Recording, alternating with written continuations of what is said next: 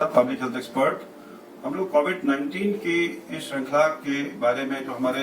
Viewers ने बहुत सारे जिज्ञासाएं पुटअप करी हैं, उसमें से ट्रीटमेंट के लिए उन्होंने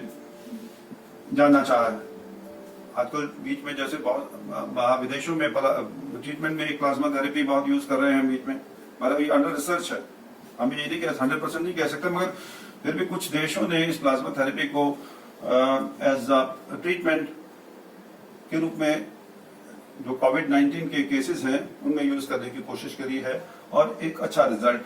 मिलने लगा है। मगर अभी तक जब तक हमारे इस सिलसिले में हमारे पास बहुत सारा डाटा मौजूद नहीं है जिसके हम बड़े एक मजबूती के साथ कह सके कि प्लाज्मा थेरेपी जो है वो आने वाले समय में ये कोविड-19 या जो पैंडेमिक है उसमें एक बहुत ही महत्वपूर्ण रोल अदा करेगी। प्लाज्मा थेरेपी यूं कहिए कि जब पेशेंट कोविड-19 से सफर कर रहा, कोरोना वायरस से सफर कर रहा है, तो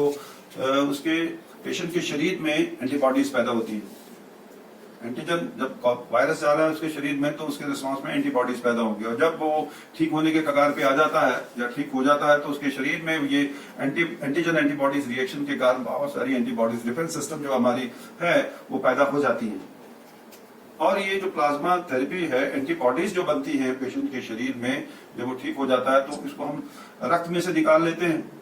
और ये एंटीबॉडीज जब दूसरे किसी पेशेंट जो कि इस कोविड-19 के कारण सफर कर रहा होता है उसको अगर दें, तो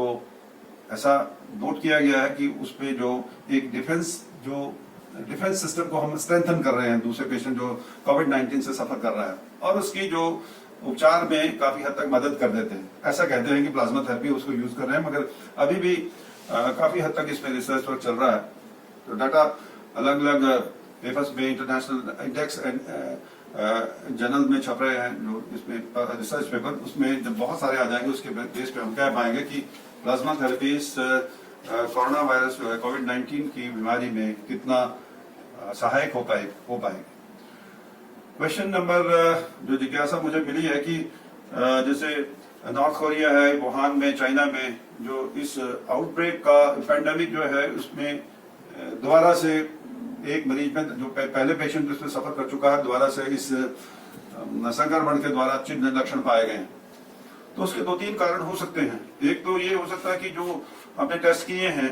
जो कि सारी RT PCR, PCR antibodies, rapid antibodies test है या आरटी-पीसीआर वगैरह कर रहे हैं, तो कई बार तो हम हो सकता है कि जो टेस्ट हमने सैंपल उठाए हैं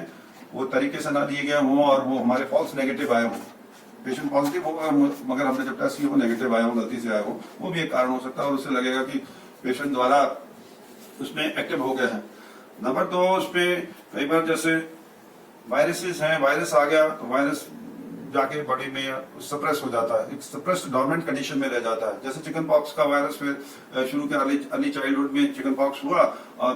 15-20 साल तक वो डोरमेंट कंडीशन में रहा, और फिर एक हर्पिस जोस्टर के रूप में, जिसको हम ब्रह्मसूत्री के नाम से जानते हैं, उस रूप में आके फिर वो